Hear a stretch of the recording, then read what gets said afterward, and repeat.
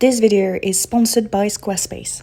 Bonjour, hi kids, welcome back to the Conquest of Bread, a show aired by the Daily Commune and sponsored by Work Incorporated. 2 weeks ago we went to see how wolves live in nature and realized that there is no such thing as an alpha wolf or even a lone wolf. Wolves evolve in packs, which means that they cooperate more than they compete. They are biological socialists. Last week we went to see some apes and realized that in some tribes, males have to cooperate with females in order to better integrate, which means that females do have some power over them. This week, kids, we are going to investigate the world of parasites. They are all around me at this very moment. I'm probably gonna leave, it's getting scary. So, what is a parasite? A parasite is an organism that lives at the expense of the host. Many invertebrate groups have their own parasitic members. Some well-known parasites are fleas, ticks, mites, leeches, worms, and some parasitic flies, for example, mosquitoes. Here is an absolutely disgusting video of a worm that has taken control over a dead praying mantis. Blah. Now, kids and adults, I suspect you're an adult watching kids shows, which is totally fine, no judgment, safe space here. I won't go into more details into insect parasites because I want to talk to you about something that is way more concerning. In fact, since the late 18th century, scientists have started to observe a new species of parasites.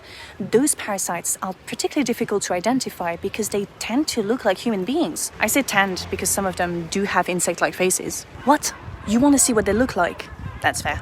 Well, here is probably one of the most dangerous of them all. He's part of the greedy entrepreneur category. And here is another one who's been so vocal about being a parasite that a climate activist had to use pesticides to destroy him. True story. More recently, scientists have observed this parasite called Sebastian Giorgio. Early stages of development still, but it's better if we keep an eye on him. Generally speaking, the most popular parasite category with hundreds of new members every year remains that of the landlords. But people tend to forget that there are also a bunch of parasites in the world of art.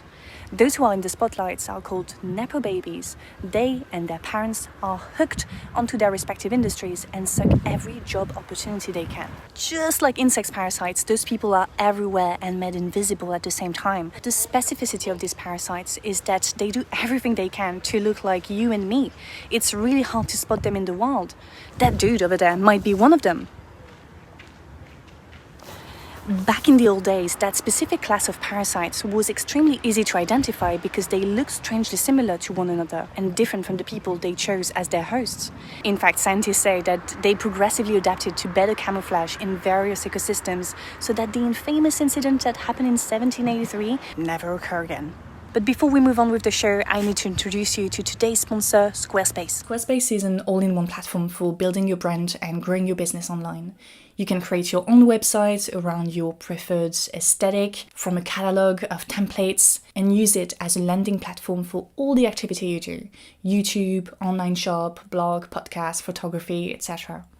Once that is set up, you can connect all your social media accounts and share content between different platforms. Squarespace can also help you create effective email campaigns to really connect with your community. Finally, they have this very cool feature where you can connect and learn from other creators like Adrien Raquel, who will show you how you can best use the platform. If you feel like Squarespace is made for you and you want to check it out, go to squarespace.com for a free trial. And when you've experimented and you're ready to launch, go to squarespace.com/alice.cappelleyt to save 10% off your first purchase of a website or domain. Thank you, Squarespace, for sponsoring the video, and now let's go back to it. Capital is dead labor, which, vampire-like, lives only by sucking living labor, and lives the more labor it sucks. You have to guess who said this, I'll give you the answer later. That sentence is one of the first occurrences of the idea of vampire capitalism. The vampires are the capitalists who have accumulated dead labor, profits, to own the means of production, and then continue to suck living labor. In a literature class I had a few years ago now, a teacher went as far as saying that we are all vampires in a way. We all live through the consumption of fossil fuels, which technically are made from the decomposition of plants and animals. So the richer you are, the more dead life you consume, therefore the more vampire-like you become. So the person who said that quote I mentioned earlier is Karl Marx, and it makes sense in a way. The metaphor of the vampire or even the parasite is great to materialize class struggle. Initially I wanted to make sort of a second part to my last video on Landlords and talk about the FIRE movement, the financial independence, retire early movement, but I thought it would be better to connect the dots in order to better identify the parasite class. My main argument in the landlord video was that landlords cannot be ethical because the system of commodification of the basic human right that is housing is inherently unethical. All landlords are parasites because they suck a disproportionate amount of wealth from their tenants in comparison to the value they produce. In one TikTok video I saw while I was researching for the landlord video, I found this guy who tried to justify landlords' income by saying that landlords have worked a lot to reach a level where they can invest in a property. I coughed a bit when I heard that, not gonna lie, because, private property is often passed from one generation to another without any extra labor involved. And for those who do get to buy a property to rent out of their hard work, well, they have to accept the fact that they have chosen to become parasites for the rest of their lives. I saw that illustration in Madrid a few days ago, and I think it perfectly illustrates what is at stake here. The money from one's salary is split between rent and the fulfillment of basic human needs like food, energies, and leisure, while the landlord, or more generally speaking, the investor, gets to enjoy passive income. As the quote says, it's not the investor, but the money that works to grow. The FIRE movement operates in a very similar way. You know that retirement implies a dissociation from work, so the money has to come from somewhere else. In France, we have a system where people who work pay for those who have passed the legal age of retirement to thank them in a way for their contribution to the economy. But in countries where pensions aren't a thing, or exist but aren't sufficient, middle-class people turn to private investment. And sure, we could argue that it's not their fault. We all want to become financially independent and preserve that independency for the rest of our lives. We want our future basic needs to be met, and in our present economic system, that requires money. However, the FIRE movement takes this to the extreme because it encourages its member to reach financial independence as fast as possible. 30 is an age that comes back pretty often, which means that you technically have 10 years to build enough wealth for the rest of your life. And to be fair, only a few career paths can allow for that to happen, and they are not known for being the most ethical. The goal isn't to work hard, but to work smart. And by smart, they mean making the most profit with the least amount of effort. For example, working smart means dropshipping, it means creating and monetizing content about finance and how to get rich, it means selling books and courses or creating hustler universities. Online, one of the most popular parasites is called Graham Stephan. In fact, recently he made a video titled How to Use the 2023 Recession to Get Rich. The title is so violent, but that does not surprise me in any way. These people are so much into their finance bubble that they don't even understand how out of touch a title like that really sounds. I've personally known some of those people, and I was mind blown to see how they genuinely get excited when a financial, environmental, health crisis occurs, because that's an opportunity to buy the dip. Capitalism really fuck up your brain. It's insane. We all know who gets hit by a recession the most. We all know who fears the recession the most, and it's not the parasites. In his recession video, Graham Stephan explains with a sad tone that leads us to third, layoffs. When consumers earn less, they spend less, and when companies see less demand, they begin to scale back on their expenses, with usually employees being the first to get let go. Before he quickly moves on to how you can take advantage of the recession by investing in stocks. Remember the lesson, kids, the parasite will always find a way to suck more and more life out of their host. Stocks are Disney World for the parasite class. Shareholders invest in companies that they most of the time barely know, and the companies reward their investments with dividends extracted from the profit they made out of their workers' work. In France, workers of the industries of the CAC 40, which is the French equivalent for the S&P 500, work solely to pay shareholders from the 22nd of September each year. After that date, until the end of the year, all the profits generated by workers go to shareholders. Now, when I searched for Graham Stephan's video on YouTube a few days ago, the first video that was recommended to me was this one, with the same title, by Sebastian Giorgio. Sebastian is the new millionaire hustle bro star of the internet.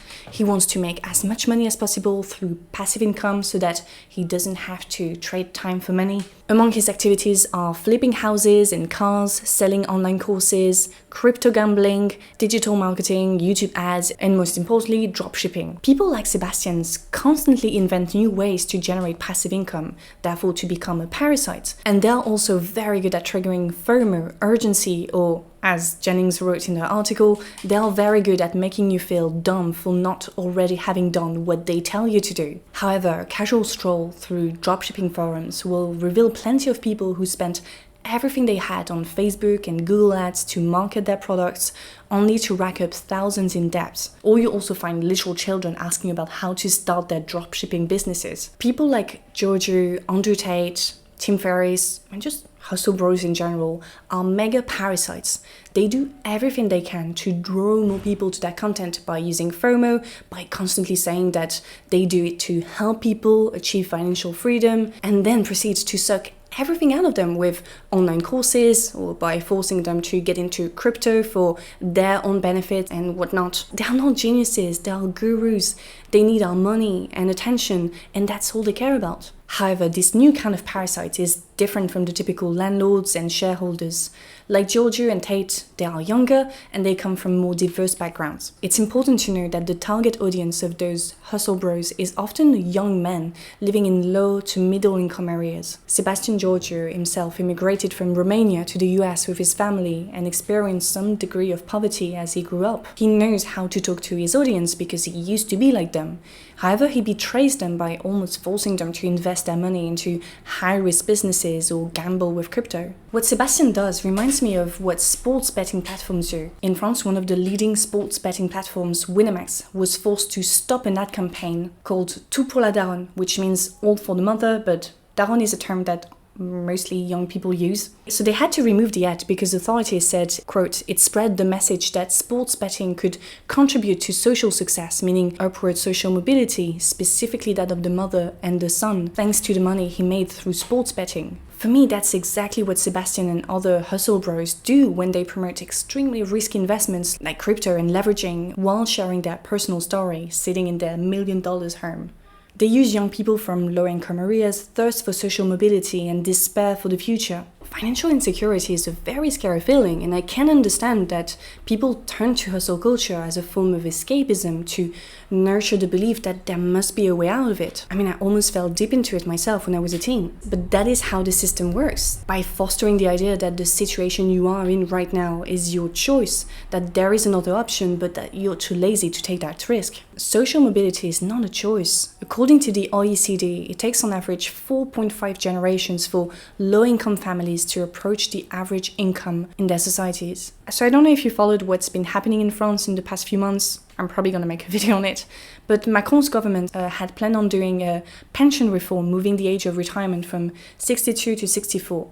They submitted the text to the parliament, despite the fact that the majority of French people were against it. Obviously, there were some intense debates within the parliament that reflected the anger of the French people, protesting outside the parliament. A few days ago, the reform was passed through the 40.3 article, which allows the government to bypass the parliament vote. And to connect back to the topic of the video, while hundreds of thousands of French people are protesting in the streets against the reform, right-wing newspapers use this opportunity to promote private solutions to stay financially afloat after retirement. This, what you see on screen at this very moment, is the clear class division between the bourgeois class, the parasite class, on one side, and working classes, lower middle classes, protesters on the other. So I was chatting about this video with my sister and she sent me this image, a French poster of the movie Parasites, which also shows that strict class division. Working classes' homes are piled on top of one another, drowning under the weight of the upper classes' home they support. Commenting on the movie, Bonjour explained, quote, that at first glance, this film seems to be a satire of how the poor family are parasites, but that is a dangerous analogy. The rich family are the ones who pull the poor families into their homes. They can't do anything on their own.